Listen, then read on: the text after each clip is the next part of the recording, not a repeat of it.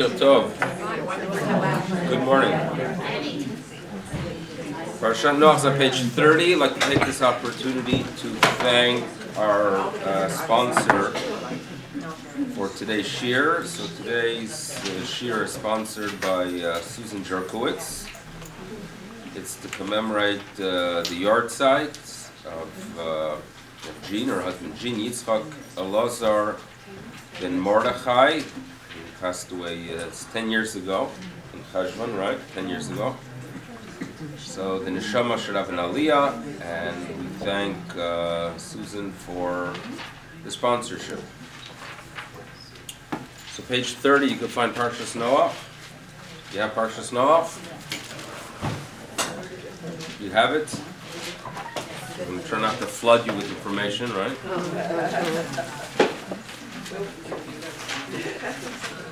But Noach creates a little bit of a challenge to study. The Parsha of Noach creates some difficulty for several reasons. So the story we are familiar with. It is a portion that has the story of humanity and this corruption that's taking place, and thus the Almighty wants to start again. He chooses an individual and a family to go ahead and be that seed for recreating a world. When finally they reach that point of recreation, Noach himself has a stumbling. He fails. And towards the end of the Parsha, we have again a situation where humanity gets together and they have some kind of intention of building this tower known to us as the Tower of Babel. And there again, the Almighty gets involved and sees this as something that is problematic, and He disperses them. Fine. And the Parsha ends with a brief introduction to someone called Avram, where our Jewish journey begins. So what is the challenge of Parashat Noach? What is the challenge? So when it comes to the Parsha before and after, we have a clarity regarding what the message is about. Bereshit, creation. We live in a world. We live in a magnificent world. There's a lot of wisdom in creation. The Torah Jew believes that nothing is random. The Torah Jew believes that part of my responsibility to my Creator is to recognize the wisdom that exists in creation. And therefore, if you have the ability to study nature, right, and see the wisdom in nature, right, from trees to animals, right, to geology, obviously the study of birds, right? The study of birds, the wisdom that exists in every single bird. Recently we were talking at home about a bird that you could find in South America and in South Florida. It's called the rosette spoonbill. That it has a unique bill that is shaped like, the bottom part is shaped like a spoon. And the reason it is shaped like that is because it finds its food by standing in shallow waters and moving its neck back and forth. And that's how it finds its food.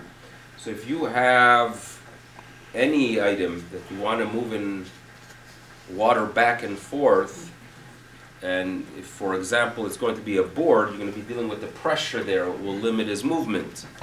So the precise structure of such a bill would obviously, the best one, the most suited for the task, is going to be a spoon-like bill. So therefore, HaKadosh Baruch Hu creates the back that fits to precisely what's needed. And you could go on and studying nature and appreciating the wisdom in nature. That is what Parashat Bereshit is all about, right? That is the goal. The goal of the Parasha is recognizing that there is a Creator. And the Maimonides tells us that as Jews we're supposed to develop a love of the Almighty. How do you do it? So in one place he tells us to study the text of our tradition. And in another place he tells us to study nature. Study nature. This is what we are told. Fine, Bereshit. Parashat Lech Lecha deals with the Jewish journey. The Jewish journey, a fellow by the name of Avram, he's a lonely man because he's a man of faith. He crosses the river. Metaphorically, by crossing that river, he separates himself from the rest of humanity because he has values. That's the story of Avram. And then comes the question, okay, so what's Noach doing here? What are we supposed to walk away from when we talk about Noach? So Noach really is somewhere in between creation and Avram. In some ways, what we're going to note in this parsha, some things we're going to be reading about, we're going to say, okay, that is a little bit of a Bereshit element. There's a creation that is taking place here. And other things we're going to study, and we're going to immediately start comparing him and contrasting him to Avram. And the rabbinic tradition loves doing it. Right? I would use the word obsessed, but it's not an honorable way of presenting what the rabbis did. But they feel that it is important to us to look at Noach and say he's a great guy. No question about it. As the Torah tells us, tzaddik, tamim, he was righteous, he was complete, but he was no Avram Avinu, not an Avram Avinu. The rabbis want us to know it because there's something that he was lacking, and there was a great concern that we don't become inspired by Noach to be like him in that aspect. So there's always going to be that, the not Avraham Avinu, the not Lech Lecha. So that's how we have to walk into this parsha, by noting that we are somewhere in between creation and the man that was not Abraham. Okay, that's what we're going to do. So here we go on page 30. So he is told to build the teva. There are midrashim that note that he was actually told to plant the trees. And it takes time for trees to grow. So that's why he had his 120 years. Fine? And the trees themselves were these gopher trees, which the rabbis link to the word gofrit, sulfur, the way Sodom was punished, an indication of what was happening in society, and therefore the need to rebuild the world. But the word we focused on a few times already in the past is what appears in verse 16, where he is told, you should know, Sohar ta'aseh lateva. Sohar ta'aseh lateva. Go ahead and place a sohar. What is it, sohar? So Rashi shares with us one tradition is it was a window, and therefore the window created light, and that relates to the word sohoraim. Sohoraim, afternoon light. So that is the sohar. And then the other approach was that it was actually some kind of precious stone that created the light. Fine. So it relates to light, but the usage of this word is one that has been focused on the past. I've shared in the past a Hasidic vart on the word sohar, and then there is more the drasha that you could give on sohar, right? The drasha you could give on sohar is the following. You know that the teva itself, the ark, was a structure, a large structure, but I'm sure you all agree that you wouldn't want to spend a whole year in a zoo, right? 45 minutes max, right? 2 hours if it's a good one, but a whole year in a zoo, there's a challenge there. But this was no average Jew. This was where you are going to recreate the world, right? So that's your teva. And in some ways, we could view our whole existence, our life, when you are a person that believes in values, you believe that we as a nation have traditions that we want to preserve. We want there to be a future, right? We all understand that a world without values, there is no future. A world where there are values, indeed there is. We believe that we are making a tremendous contribution to the world by sticking to our tradition. Sometimes it's not easy. You ever hear of Yom Tov Sheni, right? So sometimes there are challenges, but nevertheless we feel, you know what, we're going to stick to a tradition because the world is going to benefit from it. Now, when you are in that lifestyle that comes with limitations, but you believe you are a light, right? One could view it as a sohar, bet sohar, as a prison. It's like a prison, right? Everyone else could go to the mall, right? And if they're hungry in the mall, they go to the food court, and they could pick up any cheap garbage food for $5, right? And I'm limited. I could only go to one stand that has a few bars, or if I'm lucky, in the promenade, I could eat something oily. In other words, but I feel that I'm limited, right? I am limited. I could feel that my religion is like a sohar. On the other hand, I could feel that my faith is a zohar, zohar, zayin, hey, resh. It shines, right? It shines, meaning it's not limited. It's not limiting. I have purpose, right? I shine. My life is one of light, of meaning. So therefore, the word sohar itself could relate to the word sohar. You could view your, staying in shul for 3 hours, right? You could view it as a sohar. You could view that as I'm in jail for 3 hours. I'm stuck, just sitting there. It's going on and on. Or it could be a life of zohar. It shines, it gives light, it gives meaning to my week. I understand it. I come here, I can meditate and think about what existence is about, what my priorities are about. It gives me the courage to deal with challenges that I face. It strengthens me as a person. It gives light. So the word sohar could relate to both, because that is what a teva is. That is what an ark is. That is what our lifestyle is about. That is what a shul is about. Because that's the drasha you could give on the word sohar. But then there was a Hasidic insight, whereas, Hasidic insight enjoy taking letters and reading into them, and even if it's not the most basic message of the text itself, there's some beautiful messages that could be extracted from it, and it works as follows. In our tradition, right, the tzaddik has a role. The tzaddik, the righteous person, and obviously if you're sharing the Hasidic insight, the significance of this tzaddik is far greater, correct? Now, what is the tzaddik supposed to do? What is really his role?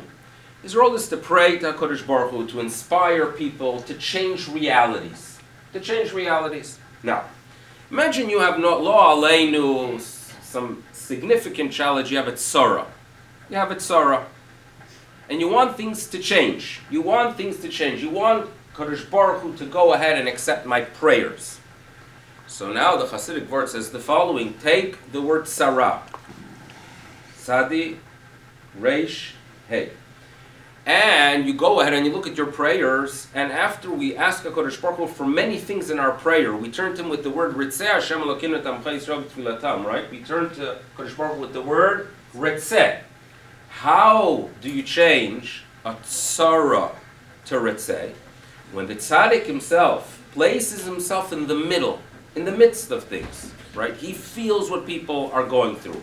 He interacts with them, right? He's not separating himself and praying, but rather knows exactly what is taking place with every individual and is concerned and feels their pain. So when the tzaddik places himself in the middle of the tzara, he changes it to Ritzeh. Beautiful. However, if you have a tzaddik that is okay, but doesn't do his job to the fullest, but rather he turns things around, but he's not going to put himself in the middle. He's going to keep himself separate. So in such a situation, you have a tzara where things are turning around, but he remains in the same place in front. So then the tzara, when things are turned around, so if you take the tzaddik and the tzara and take the second two letters and turn them around, it turns into, instead of tzadi resh hey, tzadi hey resh, sohar. And that is exactly what's the story with Noach. And here we go. Noach is no Abraham. When Avram Avinu realizes that this world needs some changing, what does he do? He opens his tent. He welcomes people in. He interacts with them. He interacts with pagans. He interacts with people that have ideologies that are very different than his. He's concerned about the welfare of humanity. He prays for Sdom. That was Avram Avinu. Avram Avinu put himself in the middle of things. Noach, on the other hand, hears from the Almighty, I want to destroy the world. I want you to be the one that will be the seed for the future. So Noah says, okay, no problem. What do I need to do? He detaches himself from society, right? And he is a righteous person. But he's no ritzeh person. He is a tzohar person. This is an insight that is presented in the beginning of the parsha. Yes, go ahead.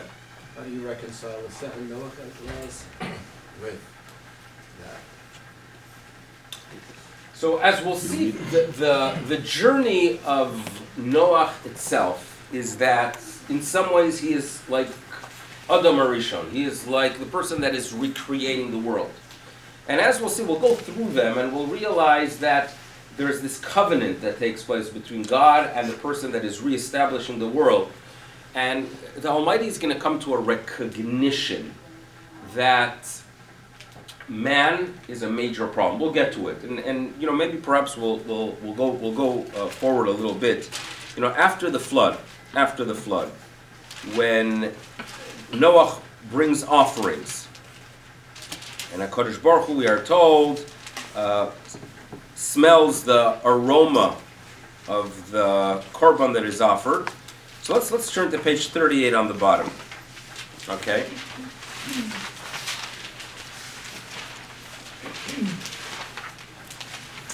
So Noah offers korbanot, an indication of him recognizing and relating to God Almighty, as was the norm of that period of time. So in verse 21, Vayarach Hashem et reach hanichoach, the Almighty smelled the pleasant aroma of the meat. And what does Hashem say? Lo osif lekalel lo desadama. You know what?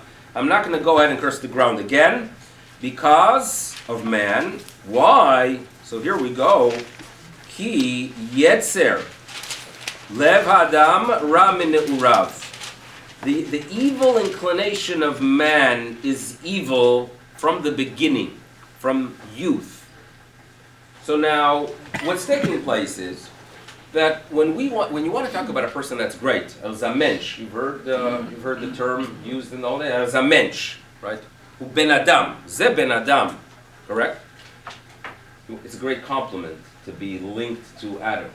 On the other hand, when you want to say, you never hear someone, he's such an incredible person, he's a real Ben Noach. You only hear that when there are values that he sticks to, right? The Ben Noach. So what is taking place is, you know, sometimes a person, there's children, and you have your first child, and you are convinced that this kid is going to be perfect, right? I mean, after all, it's our child, so he's going to be perfect. And indeed, the 6 months, kid's perfect, right? Does exactly what he should be doing, and perhaps even a little bit longer. But then they go to school, right? And then the teacher tells you, you know what? He disturbs in class a little bit. So what does the Jewish parent say? What a terrible teacher, right? Don't you realize, that my oldest he's such a malach, he's an angel. You basically created an environment that he is disturbing what Shrek Lecha teacher. And then when the next year says the same thing, terrible school. Like they don't know how to train. They simply don't know how to train teachers to deal with brilliant kids, right? That's the problem. When they have perfect kids, they don't know, right? But then eventually, it reaches a point that you get called into the principal's office, that the kid hacked into the computer system and used the proxy and was able to go ahead and get to pages on the internet that the teachers didn't want them to. And sometimes it hits you, you know what?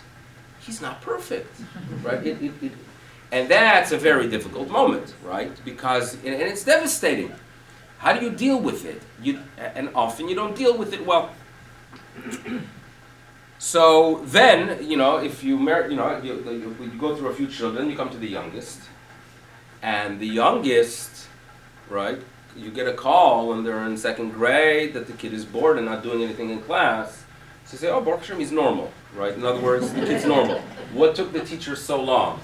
Right, and when you do get that report, and when you do get called in, you're very relaxed because this is like how things are supposed to do, right? You go to the dentist every 6 months and you go to the principal's office every 4 months. In other words, these are things that you do when you have, right? So this is the way, this is how things work. So welcome to what Kiviyach, the Almighty, went through. Okay, and again, the Torah describes him as an entity that smells. Believe me, God Almighty does not smell things. He's not physical. He is described to us in a way that we could understand and appreciate it. So here we go. Adam Harishon is created. There's perfection there. Garden of Eden, a perfect entity. Adam and Chava. And we talk about, and if you want to be mystical, you can talk about the perfection of man. No question about it. But then there's this major disappointment. By the end of last week's Parshas, Almighty said, what on earth did I do? Right? These humans, right? I create a world. Yes, I put temptation there for them to overcome it and become worthy of reward, but they're the most destructive entities. I got to start again. Okay, I got to start again. Comes Noah, and Noah, what does the Kodesh Baruch Hu realize after? What does he realize after the flood? That, you know what, I'm not going to be so harsh, because Yetzer Lev Ha'adam Ra Min Urav. People, humans are one big complex problem, every single one of us. We are very complex entities. And Almighty recognizes it, right?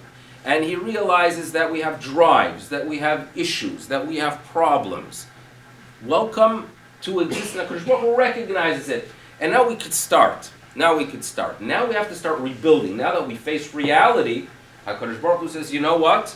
What I need is number one, to teach these humans that there are some basic rules you don't break. Even when you have a trouble with the students, kids, or there are rules you have to establish. These are rules you don't break, right? You know, the line in the sand, or the red line, unless you're Obama and Kerry, when there's a red line that's crossed, right? You don't ignore it. What are the red lines? You have to be a person that you have values. In other words, if there's something extremely destructive from within that you cannot overcome, we have a problem here. If you are going to allow temptation to take over your life completely, that already is not acceptable. If you're going to allow jealousy to destroy your whole being, jealousy, by the way, could destroy a person completely, right? You could have people that have things, and if they see someone else that has more, they could eat themselves up, and they are no longer beings. The only thing that is in their cup, in the head, is shreklach. The other person had a much better vacation than me, right? And it could be over and over and over and over, the end of existence. If a person does not recognize that there's a higher being and there's some kind of system in the world, that's not in existence. So those are the rules that created the Noahide laws. And if we go through the 7 Noahide laws, they are given by a creator who understands these are humans. They're not going to be perfect, right? Forgiveness will be in play if needed, but I'm going to establish these 7 rules, which are, right? Avodah Zarah, don't worship pagan gods, because everything is going to collapse.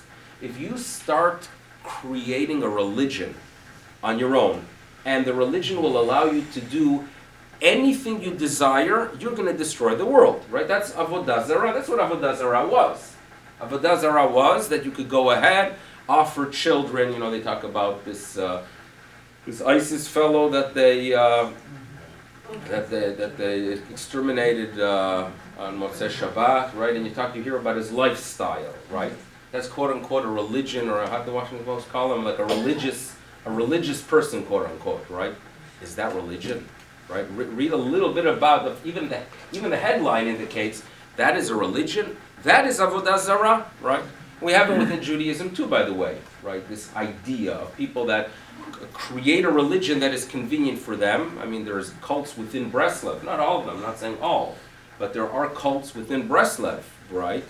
That they go ahead and you have a problematic individual and he creates a cult and people do whatever he desires and he convinces them that they don't have to go see doctors and all they need to do is give him 20,000 shekel and then they'll be cured and HaKadosh Baruch Hu will take care of them. So that's an Avodah Zarah that exists within our religion, unfortunately. So that's number one. HaKadosh Baruch Hu says that's unacceptable, not just for Jews, for humanity. If you have such jealousy that when your neighbor agitates you, you kill them, right? That is shvichut damim, unacceptable. You're not even a human if you don't follow it. If you are a person that cannot give in to temptation, Gilui Arayot, no? And then if you do not have sensitivity to creation and to other creatures that have feelings, right? The idea of sensitivity towards animals is something that we as Jews feel as well, right? The prohibition of what we call Ever Min Hachai, that the Noachite is prohibited from eating a limb of a living animal, right? Even the Noachite, yes, again, you want to eat the meat, fine, you have to kill it first. Don't rip off a limb and roast it as the animal is still alive. Sensitivity towards animals, I apologize, sensitivity towards animals is part of Judaism, right?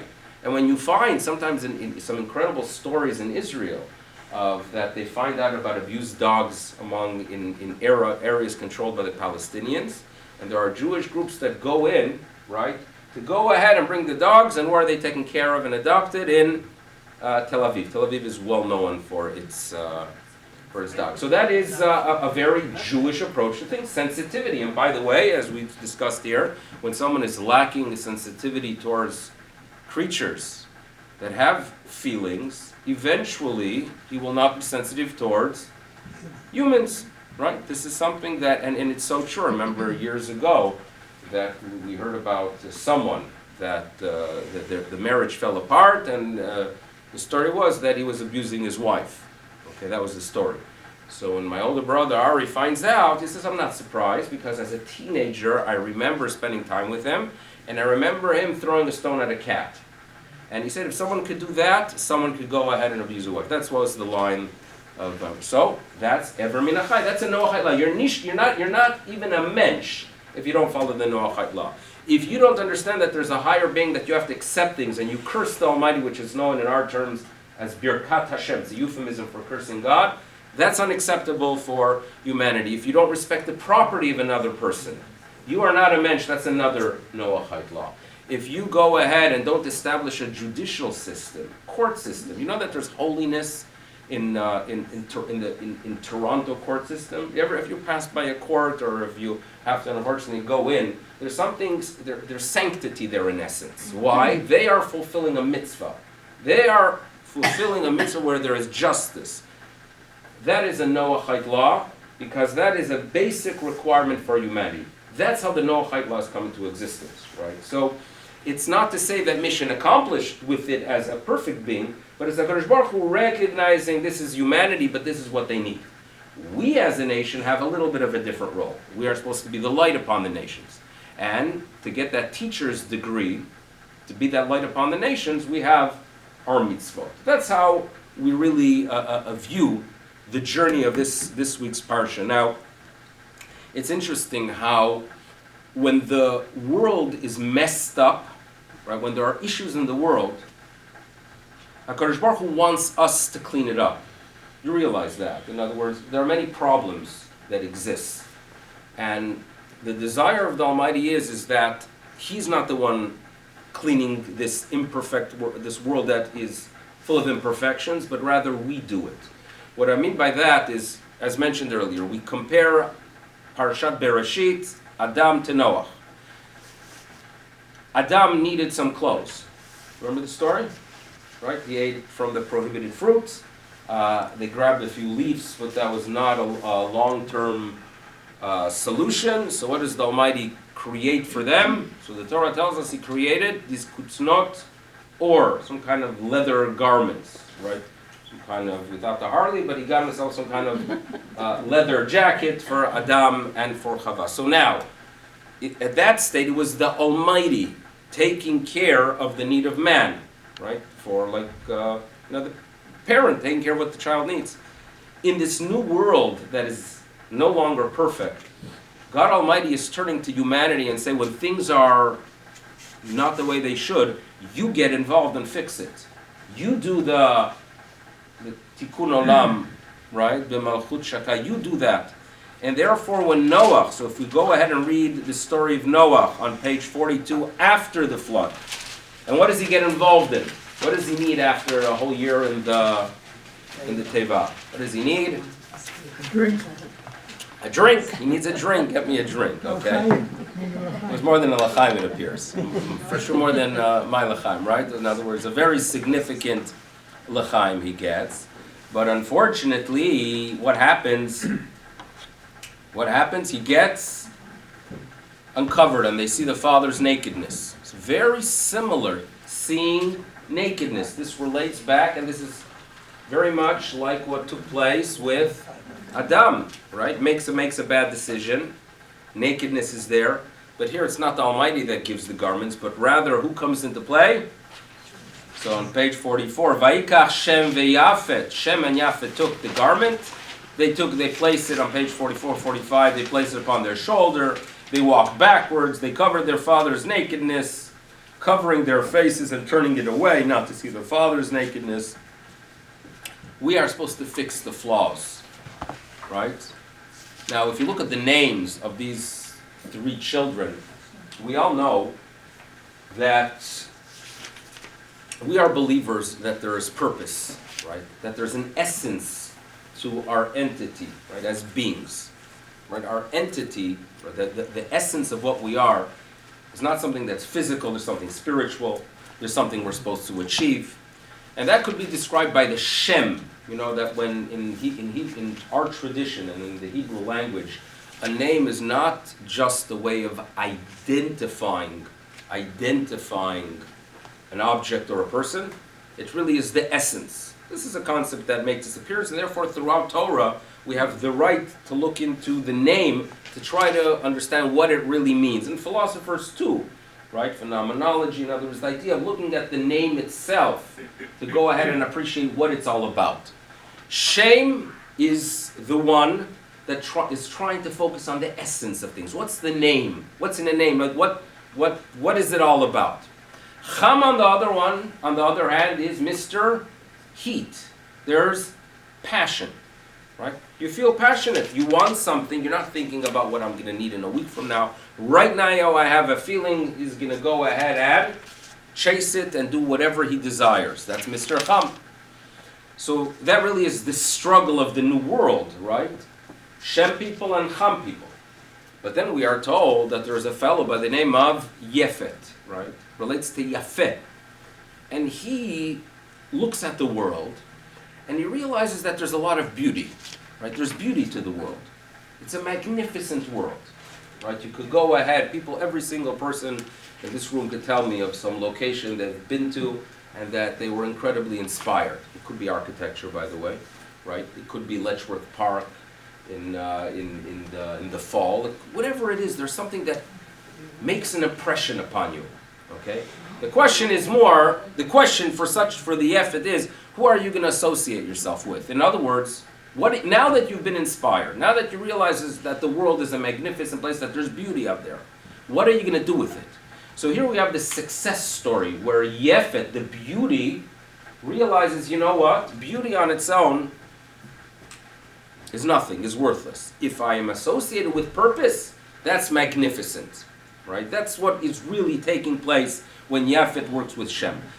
So that is a little bit about the world that is recreated afterwards. But now we're going to have to talk about the bad Shem, meaning Shem, right? Which we talk about as essence, and essence is great. So there's a failure that this week's Parsha talks about, and this is what we're going to try to get to on page 48, which is the last part of the Parsha.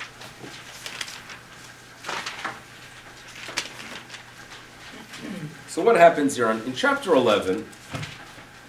So we believe really this is the bankruptcy of humanity here, right? On page 48, where we are told the whole world travels together. They arrive in the plain in the land of Shinar, and they begin a process of building a building. But the way it's presented is complex. Because if their goal is a building, what kind of material they use would seem to be irrelevant. But nevertheless, in verse 3 we are told, Vayomru ishel re'eyu. They say to one another, Hava nilbena levanim.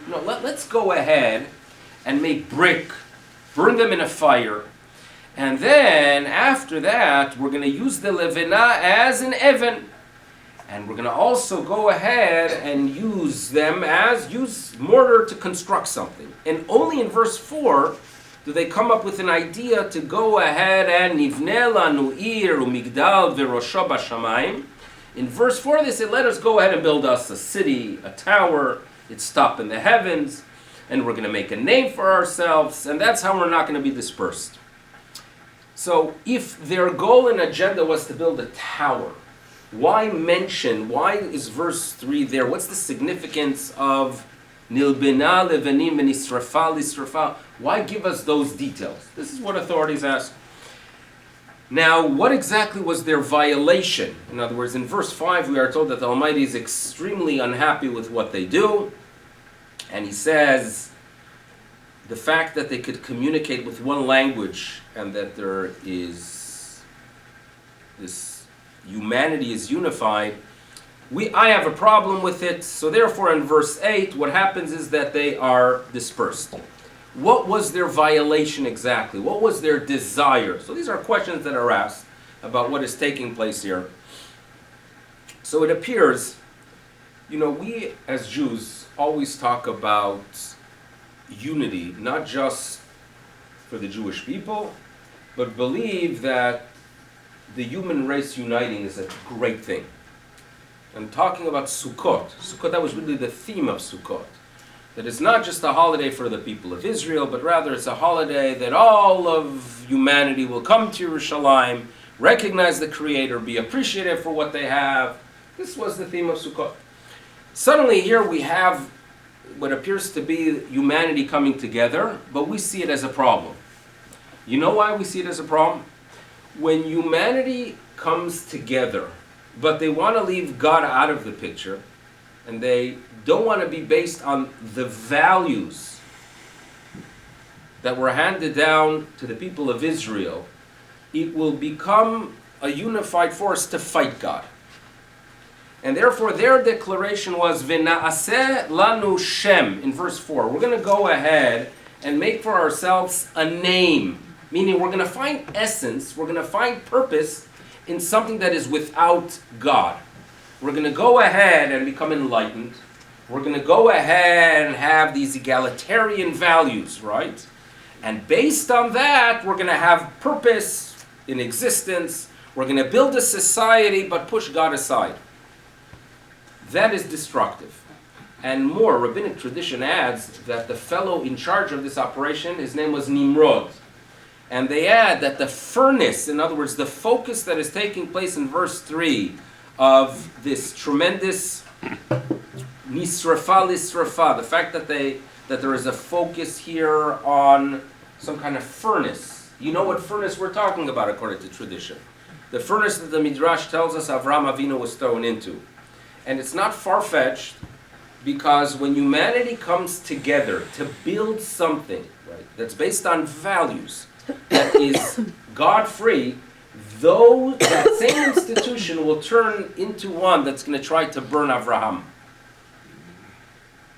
When humanity goes ahead, right, and builds on the idea that there's enlightenment, right, and that there are values that could come from philosophy, the Jewish person will not have a place in it, and those same values will be placing the Jew in that furnace. It's a very sad reality to talk about, because when you would interview almost every German Jew, right, in the 19th and the beginning of the 20th century, and you would talk to them about German culture, they would be very, very proud of Germany.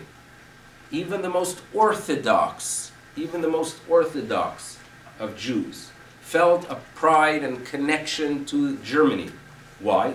They're enlightened, right? There's a properness to them. This is what a human should look like, right? That guy sat by my grandfather. My grandfather was a Torah Jew, right? A Talmid Chacham, always studying Torah. But the reality is the fact that he was a Yek, he was great pride in it.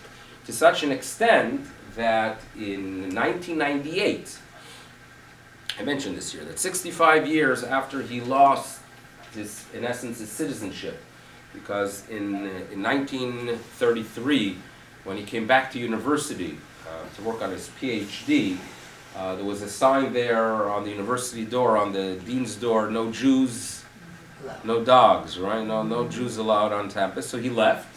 So due to the fact that he had a background in two areas, in Talmud and in whatever intellectual studies he was involved in, so he made his way to Lithuania and he studied in the Telz Yeshiva. Fine. But he always felt that they took Germany away from him. So 65 years after 1933, which is the year 1998, at the time he was living in Lakewood, New Jersey by his daughter. So I went with my older brother. We flew in. We took him on a ride to Philadelphia. They had some kind of consulate of Germany. We took him, brought him in. It was a whole to-do. Dropped him off, brought him in, and they officially welcomed him back as a German citizen. They handed him, and they shook his hand. Welcome back.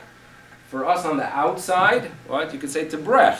In other words, for us who studied the history and what Germany is about, right? And there are people that can't hear the German language today because it sickens them. For us, this is meshuggah.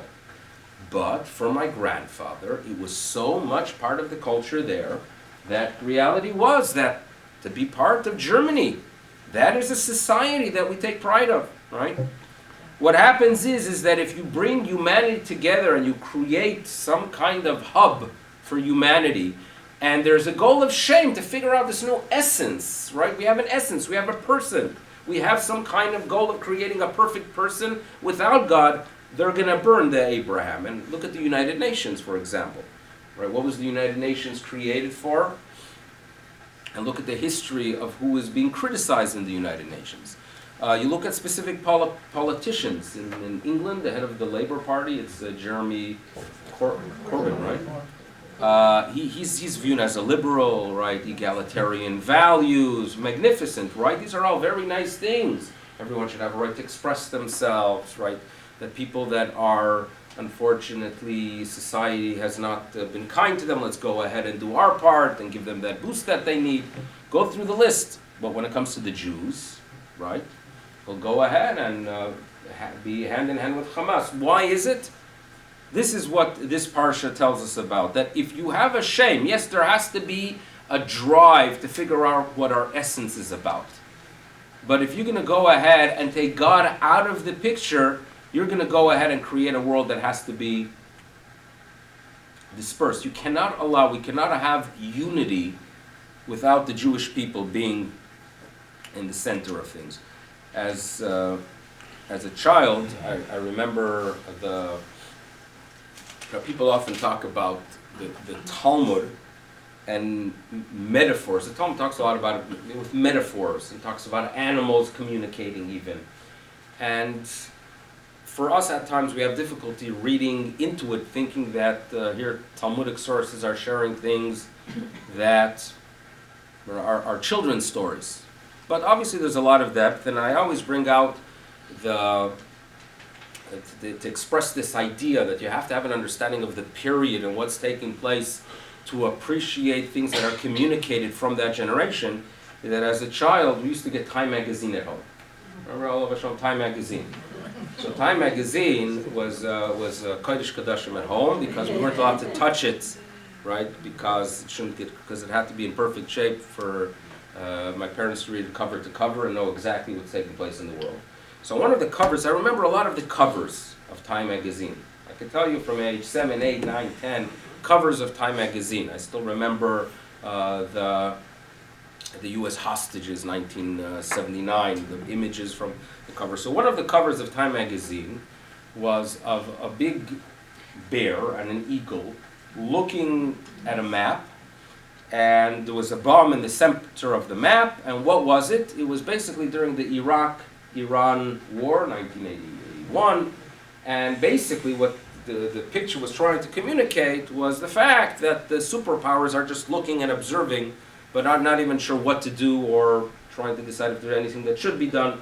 The bear, Russia, and the bald eagle, the United States of America, right? So that's the image that I had. Now, so I remember, my father mentioned at the time that when people like Iraq and Iran are fighting one another, we should be grateful. I say, why? He said because if they would use that hatred, right, and that energy and that effort to chas v'sholom attack Israel, it would be awful. In other words, let them fight one another. Now, it's not that in any way we as Jews want people to fight, but rather, if there is fighting, let it be among them. And when there is unity, we daven for unity, but we want a healthy unity. We don't want a united nations that gets together and goes ahead and just is critical of Israel. That's not what we talk about. So therefore, this is a parsha that tells us that there is a shame, there's a concept of focusing on your essence, but it has to be in Avraham. And that's why this parsha ends off with, you know what? HaKadosh Baruch Hu created a world. There was a restart button that was pressed. Noah took on the role as the father of humanity. We give him credit. We have Noahite laws. You are a decent person if you follow the Noahite laws. There's a debate today to what extent should Orthodox Jews be involved in educating the world about the Noahite laws. Right? There's a debate. My opinion is that if indeed you interact with someone and he turns to you and he says, you know what, I would like, how do I act in an ethical way? We're talking about a Gentile. You tell them the Noahite laws. No question about it. Right? Just as a decent person, if I interact with someone that's hungry, I would give them a meal. As a decent person, if they are intellectually hungry or spiritually hungry, you feed them, you teach them the 7 Noahite laws.